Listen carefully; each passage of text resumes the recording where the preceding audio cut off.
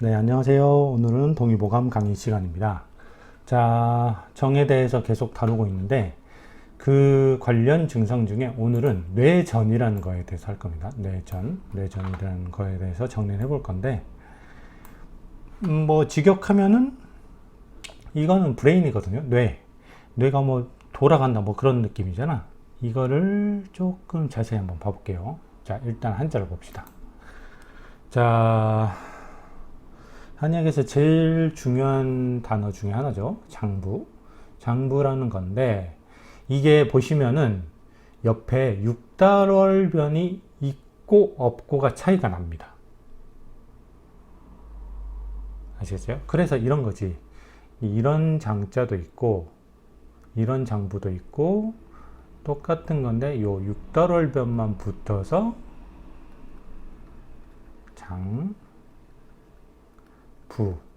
이런 것도 있는 거지. 그러니까 이 둘을 어떻게 구분하느냐인데, 참고로 이 달월자 있잖아요. 달월자가 글자의 왼쪽, 지금처럼 글자의 왼쪽이나 아래 위치하는 경우도 있거든. 예를 들어서 이거 양육하다 할 때 육자잖아. 이렇게 위치한 거는 육달월이라고 합니다. 육달월. 그래서 뭔가 육체와 연관이 돼요. 육체. 아시겠습니까? 이 단어는 육체와 연관된 단어일 때는 왼쪽이나 아래에다가 달월자를 쓰는데 이때 달을 육체와 관련된 달월이라고 해서 육달월이라고 하는 거예요. 아시겠죠? 그래서 간 같은 경우도 왼쪽에 들어가잖아. 다 육달월인 거지, 이런 거는. 참고로 왼쪽을 변, 아래쪽을 발, 오른쪽을 방이라고 합니다. 한자에서. 그러면 이 달월자가 방, 즉 오른쪽에 위치하는 경우도 있을 거 아니야? 예를 들어서 뭐가 있을까? 아침 조자가 있죠? 이런 경우는 오른쪽에 있으니까 달월변이겠지.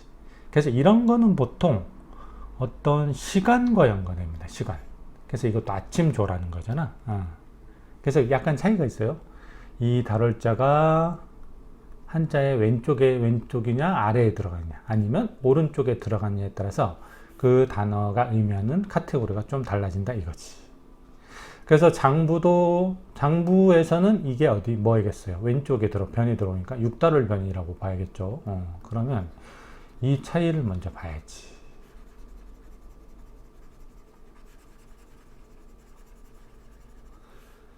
이 단어도 좀 처음 보는 분 있나? 이건 뇌. 이거는 말 그대로 뇌입니다. 브레인이에요.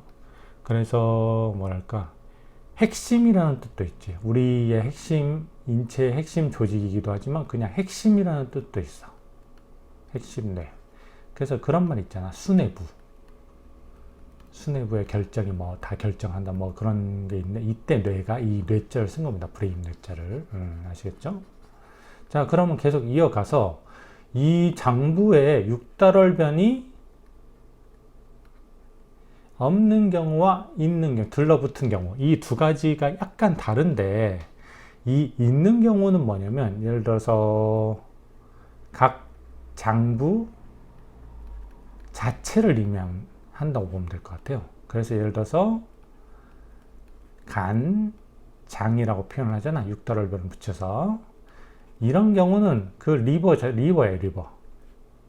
아시겠어요? 이렇게 생긴 거 있잖아. 이 리버 자체만을 의미하는데 만약에 이게 육달월변이 없는 경우가 있어. 없는 경우는 이런 식으로 쓰겠죠. 그냥 이렇게 육달월변 없이 이렇게 쓸 텐데 이거는 뭐랄까 이 장부와 연관된 전체적인 어떤 생리학적 체계를 의미한다고 보면 될 것 같아요. 약간 더 넓은 범위죠. 그래서 이거는 어떻게 되겠어? 이런 경우는 리버를 당연히 포함하지만 족걸음, 간경도 포함을 할 테고 여기에 들어가 있는 눈도 포함을 할 테고 근이라는 체계도 포함을 할 거 아니야. 이 전체적인 체계를 말할 때는 그리고 특히 어떤 생리적인 기능 있잖아. 간의 생리적인 기능. 그거에 초점을 맞출 때는 요 육달월변을 안 쓴 거를 결합을 시키고 그냥 그 조직 자체, 그 장부 조직 자체만을 의미할 때는 육달월변을 붙이는 거를 조합을 시킨다고 이해를 하시면 될 것 같습니다. 아시겠습니까? 그래서 육달월변이 있냐 없냐는 그 차이가 있고, 그렇기 때문에 한의학에서는 육달월변이 있는 건 오히려 별로 안 쓰이겠죠. 한의학에서는 요 전체적인 체계가 중요하기 때문에 보통 요 문구에서처럼 뭘 씁니까? 육달월변이 없는 얘네들을 쓰는 거지. 아시겠어요? 그래서 얘네 뜻을 보면은 얘네 뜻이 그 오장육부의 뜻에 거의 뜻을 거의 포함하고 있거든요. 그래서 이거는 장자인데, 이거는 뭐냐면 감추다, 숨기다, 그러니까 저장하다, 매장하다, 이런 뜻이야, 장자가. 그래서 뭔가가 계속 입만 이루어지고 출은 이루어지지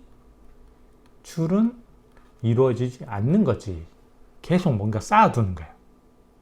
그래서 이 오장의 생리 기능을 요약할 때 공통적으로 이런 식으로 요약을 하기도 합니다. 장, 정기. 정기를 저장하면서 불사야, 불사. 내보내진 않는다 이거지. 아시겠어요? 역으로 부 같은 경우는 무슨 뜻이냐면, 이건 약간 마을이나 창고 같은 뜻이지. 그래서 이거는 얘랑은 다르게 입과 출이 계속 빈번하게 이루어지는 곳이야. 창고도 뭔가 저장되는 것 같지만 저장된 쌀이 나가고 다시 새 쌀이 들어오고 왔다 갔다 하는 거잖아. 출입이 이루어지거든. 한 곳에 고여 있는 게 아니고, 그게 장과 부의 결정적인 차이입니다. 그래서 이것 때문에 그 육부의 생리적인 기능을, 공통적인 생리 기능을 조금 정리해보면 이렇게 됩니다. 전화물, 어떤 물질을 전달하거나 변화시키는 데 주력을 하고, 불장이야. 얘는 저장하지 않아. 그냥 계속 전달을 할 뿐이야, 다른 곳으로.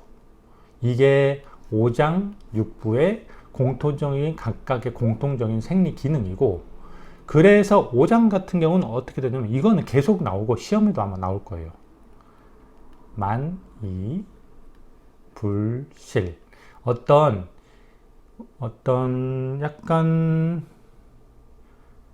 유형성이 되게 약한, 극도로 미세한 기 같은 게 가득 차기 때문에 만이라고 쓴 거고, 그 대신 유형성이 강한 물질은 들어오지 않기 때문에 실해지진 않는다 이거야. 근데 얘는 역으로 음식물이 위로 들어가는 것처럼 조금 유형성이 강한 물질들로 가득 찼다가 왔다 갔다 계속 비웠다가 왔다 갔다 하잖아.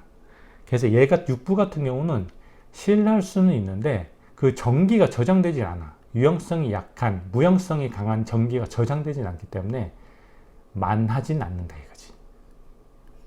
그래서 오장육부의 생리적 기능을 딱 두 가지로 요약을 하면 이겁니다. 오장은 장정리하면서 불사하기 때문에 많이 불실하고, 육부 같은 경우는 전달하기만 할 뿐이야. 전달하면서 약간의 변화만 가져다 줄 뿐이지. 그래서 전화물 하되 저장하진 않기 때문에 실하나 만하진 않게 되지. 실이 불만하게 되지. 이거는 엄청 중요한 내용이기 때문에 미리 예습 차원에서 한번 말씀을 드렸습니다. 아시겠죠? 이게 뭐 이렇게 대칭적으로 해서 시험 내기도 딱 좋지. 많이 불실, 실이 불만해서 장정기 불사, 전화물 불장, 이런 식으로. 아시겠죠? 그래서 이 장과 부의 결정적인 차이가 이겁니다. 뭐 위치적인 차이도 있지만 생리적인 기능적으로 이런 결정적인 차이가 있는 거예요. 자, 그리고 계속 보시면 요거 아우르다 병인데, 뭔가 하나가 되다 병, 여러 개가 모여서 하나가 되다는 뜻으로 해석을 하면 돼, 이 병자는. 그리고 요거 개는 뭔가를 매다, 연결하다의 뜻도 있지만 뭔가 핏줄이나 끈의 뜻도 있어. 그래서 체계, 개통 할 때 이 개가 다 이겁니다. 그리고 쭉 보면은 요거 사. 한의학에서 정기와 대비되는 개념이죠. 사기. 사악하다.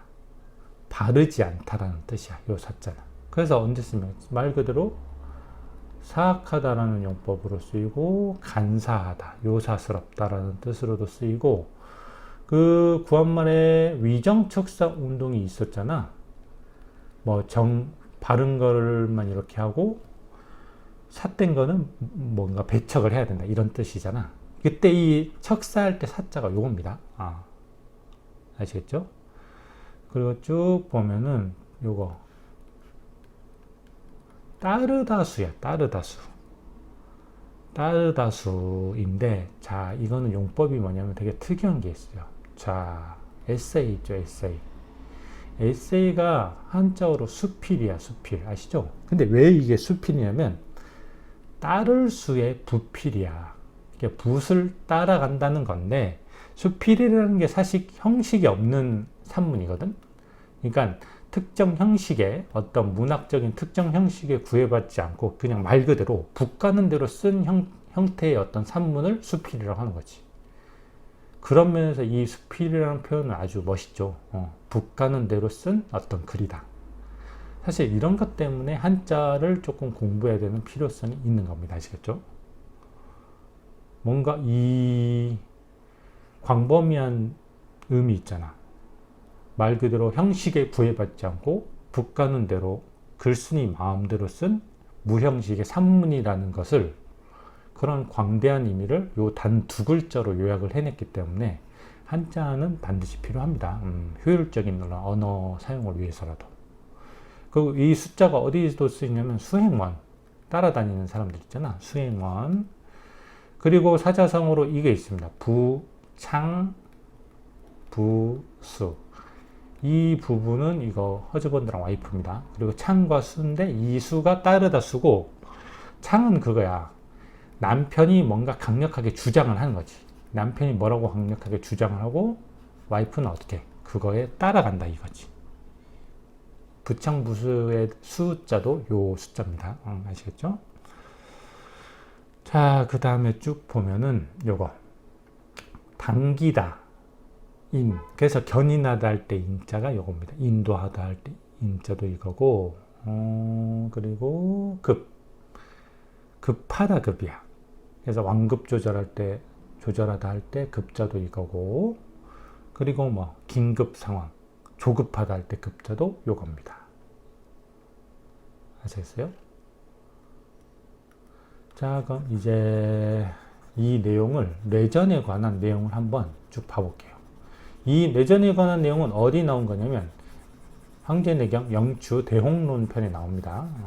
황제내경 영추 대홍론 편에 나오는 내용인데 한번 내용을 봐보겠습니다. 여기 나오는 겁니다. 자, 보면은 일단 첫 번째 문장을 볼게요. 장부, 근골과 같은 모든 조직들, 제반 조직들을 자양하는 혈기 중에서 그러한 혈기 중에서 가장 정밀로운 물질만이 맥과 함께 어우러져서 목계를 형성하게 되니 이러한 목계는 위쪽으로는 뇌에 기속된 후 뒤로 척수가 위치한 항의 중심으로 빠져나간다.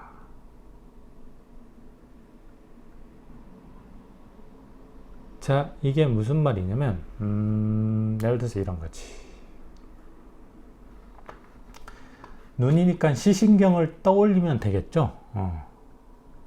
2번 뇌신경인 시신경 다발을 떠올리면 될 것 같아. 자, 보시면 안구가 있고 쭉 보면 뒤로 요 옵틱 너브, 뭐 시신경 다발이 이렇게 나가거든. 보이죠? 노란색입니다. 노란색. 시신경 다발이 이렇게 옵틱 너브가 나가는 거야. 다른 거 제가 이렇게 뇌 쪽으로 나가서 뇌 쪽으로 이렇게 연결이 되겠지. 일단은 목계 후보군, 주요 후보군 중에 하나가 요 시신경 다발이고, 그럼 이 시신경 다발은 해부학적으로 어디로 이어지냐면 요렇게 가서 시신경 중추가 요게 앞쪽 눈 쪽에 있는 쪽이고, 그럼 요쪽이 후두 쪽이겠죠. 시신경 중추가 요 후두엽에 있어, 후두엽에. 자, 그러면 상당히 의미심장하죠. 자, 맥과 함께 어우러져서 된 목계라는 것은, 즉 맥과 함께 어우러졌다는 거니까 뭐겠어요? 약간 시신경 다발, 옵틱 너브와 뭔가 미세한 혈관들을 합해서 목계라고 부르는 것 같죠. 과거 사람들도 뭐 해부를 해봤을 거 아니겠습니까? 이거는 추상적으로 어떻게 유출해 볼 수 있는 내용이 아니기 때문에.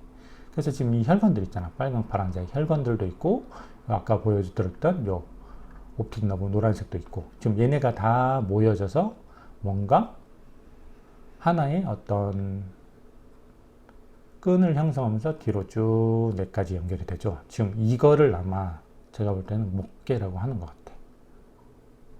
그래서 일단 뒤쪽에서 눈은 눈보다 안구보다 뇌가 약간 위에 있죠. 그렇기 때문에 위쪽으로 뇌에 귀속된 후에 뒤로 항의 중심으로 빠져나간다. 약간 후두 쪽, 뒷목 쪽으로 간다 이거지. 아까 시신경 중추가 후두엽에 있다고 했잖아. 그럼 얼추 현대 해부학하고 조금 상합되는 내용이죠. 이게. 아시겠죠? 그래서 목계와 이 항의 중심으로 빠져나간다는, 제가 볼 때는 시신경 다발과 미세 혈관들, 그리고 시신경 중추인 후두엽을 생각하면 이 내용은 조금 이해가 될 것 같습니다. 그래서 이게 한의학적으로 이렇게 보는 거야. 눈과 뇌, 그리고 뒷목, 이 항자가 뒷목이라고 했지, 경과 대비되는 항, 뒷목, 요 사이에는 요것들을 이어주는 어떤 주요 물질의 핵심 통로인 목계라는 게 존재하는 거지. 그래서 이 목계를 통해서 뭔가가 왔다 갔다 할 수 있다고 한의학적으로는 조금 뭐랄까, 한의학적 관점에서는 이렇게 받아들이고 있는 거지. 아시겠죠? 그래서 요 첫 문장은 요겁니다. 요 뜻입니다. 그래서 사기가, 자, 여기서 사기라는 거를 한 번 더 볼게요. 사기라는 것은 뭐 여러 가지로 약간 규정을 할 수 있는데, 사기라는 건 어쨌든 뭐에 대응되는 말이에요. 전기에 대응되는 말이잖아, 사기라는 것은. 그지? 그래서 이 사기라는 것은, 전기라는 거는 인체에 공통적으로 요약을 하면 저는 이렇게 요약을 할 수 있을 것 같아요. 인체의 중심 회귀성, 즉 뭡니까? 생명체의 항상성을 유지시키는 모든 어떤 생리적 물질들을 전기라고 보면 될 것 같고, 그럼 사기는 이거 여기잖아. 이 중심 회귀성이나 항상성을 어떻게 돼? 여기에 영향을 끼쳐서 이거를 무너뜨릴 수 있는 그러한 모든 원인이 되는 어떤 병리적 물질이라고 보면 될 것 같거든. 그래서 어떻게 됩니까? 이 중심 회귀성, 항상성이 유지되고 있는 인체에서는 뭐랄까, 어떤 생리적 변화가 일어나는데, 사기가 여기에 영향을 미쳐서 이 항상성을 깨버리면 이 생리적 변화는 뭐가 되겠어요? 병리적 변화로 바뀌겠지. 이렇게 바꾸는데 지대한 역할을 하는 어떤 물질을 사기라고 통틀어서 이해를 하시면 될 것 같습니다.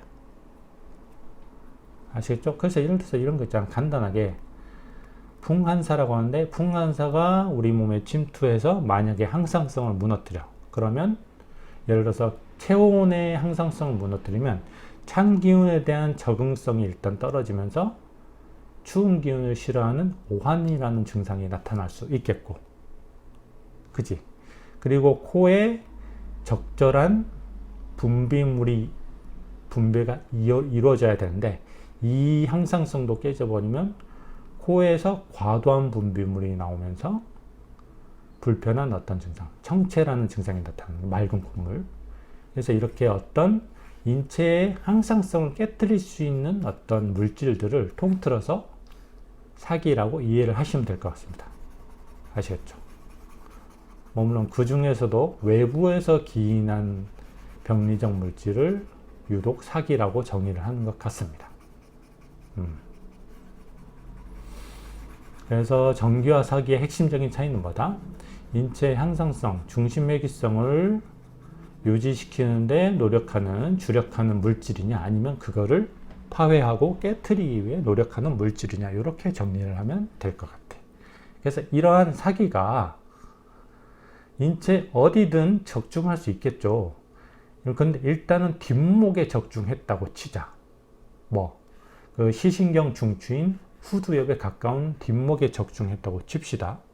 이러한 뒷목에 적중한 후 잠복하고 있는 상태에서 어떻게 돼? 만약에 몸이 허해지게 되면 이 사기가 어떻게 되겠어요? 허하다는 거는 안에서 뭔가 사기를 더 깊숙이 침투하지 못하게 방어하고 있는 물질들의 양 자체가 조금 감소됐다는 식으로 이해를 해도 되겠지. 그럼 이런 해당 사기가 아까 말씀드렸듯이 뭡니까? 눈과 뇌 그리고 뒷목 간에는 목계라는 어떤 물질의 소통이 가능한 통로가 존재한다고 했잖아. 자, 그러면 이러한 사기가 인체가 허한 뜸을 따라서 안개를 따라서 이 목계를 따라서 깊숙이 침투해 버리게 되니 그럼 뇌까지 침투하게 되겠지. 그럼 1차적으로는 뭐가 되겠어요? 뇌의 어떤 항상성이 깨진 모종의 증상이 나타날 테고 2차적으로는 여기까지 영향을 미쳐서 목계가 팽팽하게 긴장되며 목현이 유발된다. 이런 식으로 이 해부학적 구조로부터 이 병리적인 거를 설명하고 있는 거예요. 그럼 이거를 조금 더 자세히 봐볼게요. 약간은 뭔가 추상적인 것 같아서. 아까 말씀드렸듯이 일단은 1번 생리적 물질 있잖아. 항상성 유지에 주력하는 생리적 물질의 양이 줄어들면 어떻게 됩니까? 병리적 물질이 침투 가능한 영역이 어떻게 되겠어? 넓어지겠지. 침투하면서 이동 가능한 영역이 넓어지겠지. 자, 그러면 깊숙이 침투를 하는데 그럼 이 사기가 뇌에 어떤 영향을 미치느냐에 따라 뇌에 어떤 영향을 미칠 것인가를 봐야겠지. 근데 뇌라는 거는 생리적으로 뇌척수액 있잖아요. CSF에 떠 있단 말이야.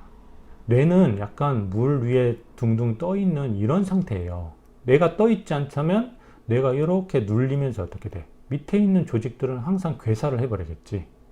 그거를 방지하고 외부 충격으로부터 직접적인 충격을 약간은 완충시키기 위해서 뇌척수액에 둥둥 떠 있는 상태란 말이야, 뇌라는 것은.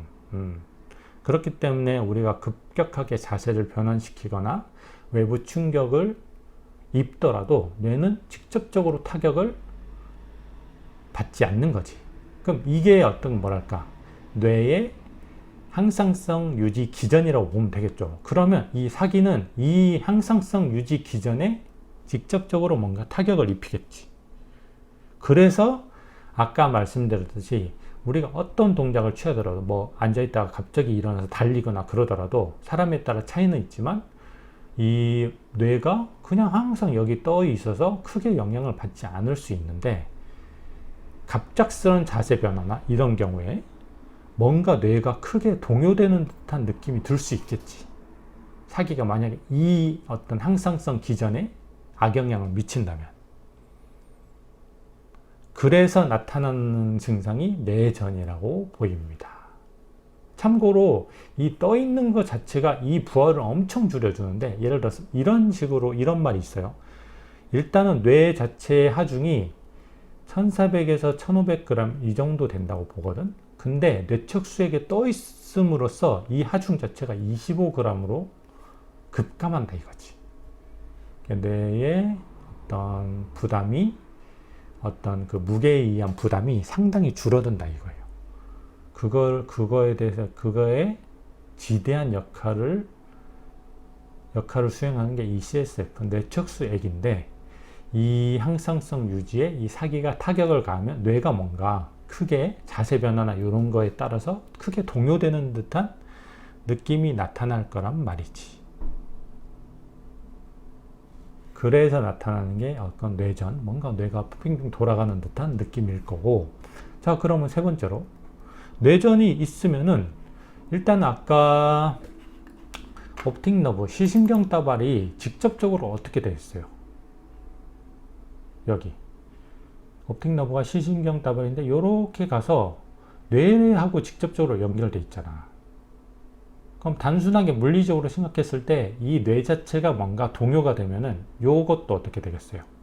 요것도 뭔가 미세하게 쭉쭉쭉 당겨지는 느낌이 나겠지. 단순히 물리적으로 생각하면. 그러면 이 목계가 팽팽하게 긴장되면서 뭔가 눈도 뭔가 팽팽 돌아가고 뭔가 어지러운 듯한 느낌이 든다고 보는 거야. 아시겠어요? 그래서 지금 이 뇌전과 목현이라는 증상 전부를 이 해부학적 구조, 핵심적인 해부학적 구조, 뭐 눈과 뇌, 후두엽을 이어주는 핵심 구조인 요 목계로부터 다 설명을 하고 있는 겁니다. 아시겠어요? 그래서 이 뇌척수액 속의 뇌는 그냥 락앤락통 속에 그냥 날계란 하나를 담았을 때와 여기에 물로 가득 채운 다음에 날계란 하나를 담았을 때, 그리고 얘를 이동시켜봐. 그냥 물 없이 했을 때는 보통 깨지겠죠? 근데 물이 있으면 그 깨질 확률이 상당히 줄어들잖아. 약간 그런 식으로 이해를 하면 될 것 같아요. 그래서 어쨌든 이 사기라는 것은 이 목계를 따라서 뇌에 직접적인 타격을 가할 수 있는데, 뇌의 항상성 중에서 뭐 위치 변화나 어떤 동작 변화에 따라서 뇌가 크게 타격을 입지 않던, 동요되지 않던 그런 항상성에 타격을 입혀서 크게 뭔가 동요되는 듯한 느낌으로 유발시키고, 그거에 의해서 목계가 유발된 눈까지 영향을 미칠 수 있다. 이거지. 영추에서는 이렇게 정리를 하는 겁니다. 아시겠죠? 이 뇌전에 대해서는 한번 밑에 요 문장에서 조금 더 자세히 한번 다루겠습니다. 일단 요거는 요런 내용입니다. 아시겠죠? 요새 더운데 체력 관리가 공부하는데 힘드시죠? 물 많이 드시는 거 중요합니다. 미지근한 많이 드시고 에어컨 속에만 있지 마시고, 더워도 반드시 조금 새벽이나 이럴 때 조금 그래도 덜 더울 때 30분 정도씩 걷는 운동 꼭 하십시오. 운동은 시험에 조금 장기 레이스에 되게 필수적인 것 같아. 30분 정도 손해보는 것 같지만 결국은 이득을 봅니다. 나중에 체력적으로나 집중력 같은 거 차원에서. 그래서 운동은 꼭 하시고, 대신 운동하시고 나서 물은 꼭 많이 드시고. 아시겠죠? 자, 그러면 밑에 문장까지 볼게요. 요거는 유경의 내용인데, 자, 요거 사가 뭐냐면 비슷하다 사야. 자, 우리에게 가장 유명한 용법이 있죠. 사이비. 자, 비슷해 보이지만 아니라 이거야. 진짜가 아니라 이거지. 그래서 이런 거를 사이비라고 하는데, 이게 의외로 공자님 말씀에 있는데, 공자왈 오 사이비. 사이비를 싫어한다. 이게 비슷한데 진짜가 아닌 거를 공자님이 싫어한다는 식으로 표현이 돼 있습니다. 그리고 또 어떤 용법이 있냐면 이런 거 있잖아. 분명 꿈속은 아니야. 요 비자죠. 아닌데 꿈속에 있는 거랑 뭔가 비슷한 상황, 비몽사몽이라고 하지. 그리고 유사하다, 근사하다, 전부 다 이 사자가 요 비슷하다 삽니다. 그래서 이거는 완벽하게 이거는 아니지. 이거는 아니고 수학적으로는 약간 요런 느낌이지. 비슷하다. 요 사자는 그겁니다. 어쨌든. 그리고 계속 비슷한 단어들이 나오는데, 요거 돌다 전이지만 요거는 돌다, 회전하다, 선자야. 그래서 비행기가 크게 도는 거 뭐라고 합니까? 선회하다 있지. 이때 선자가 요겁니다. 요거 선자. 그럼 단어를 이렇게 정리했고 내용을 볼게요. 내용을 보면은,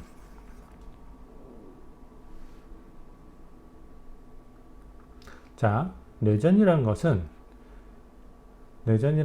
뇌가 공회전인데, 이거는 제가 볼 때는 뇌는 수해로 봐야 될 것 같아요. 수해. 그래서 수해가 공허해져서 약간 뇌척수액을 포함하는 개념일 수 있겠죠. 뇌의 항상성, 뇌의 동작 변화에 따른 항상성을 유지해주는 물질. 수혜가 공허해져서 뇌가 과도하게 돌아가 버리며 발생한다. 즉, 자기 자리를 유지하지 못하고 뭔가 크게 동요되는 듯한 느낌 때문에 뇌전이라는 게 발생을 한다 이거지. 구체적으로는 머릿속이 특정 기준점을 중심으로 선전하는 듯한 증상을 의미합니다. 선전하는 거랑 비슷하다 이거. 그러니까 머리가 뭔가 머릿속이 팽팽팽팽 도는 느낌이지. 지금 사람들이 표현을 하면 현기증 비슷한 거죠. 머리가 좀 머릿속이 뱅뱅뱅뱅 정신없이 도는 거야. 술 먹었을 때처럼. 그러한 거를 의미합니다.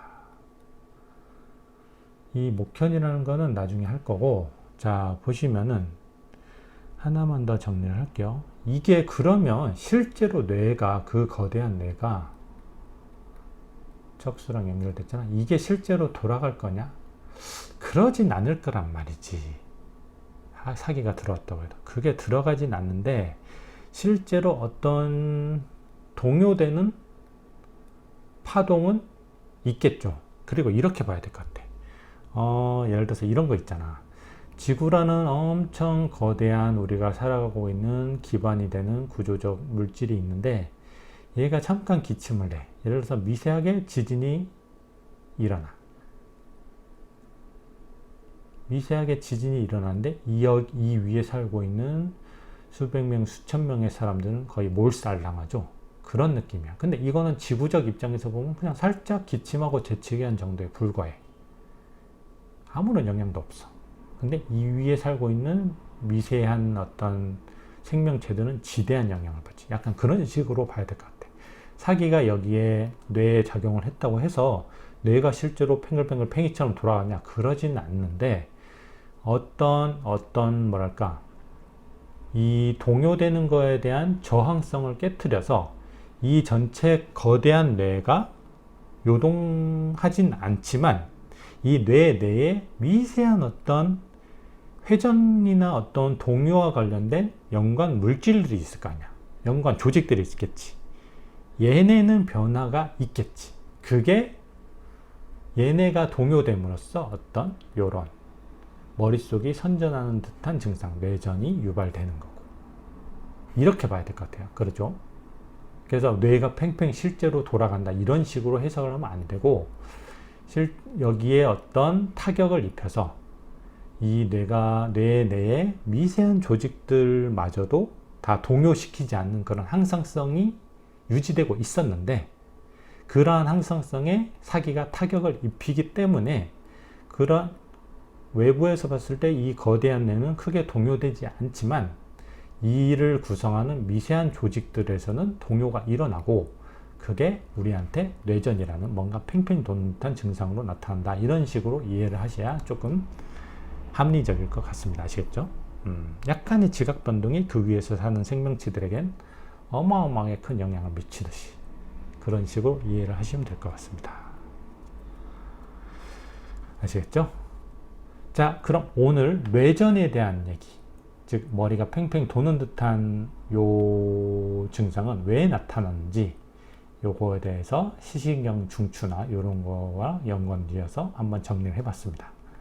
다음 시간에는 이명에 대해서 정리해 드릴게요. 오늘 강의 들어주셔서 감사드립니다.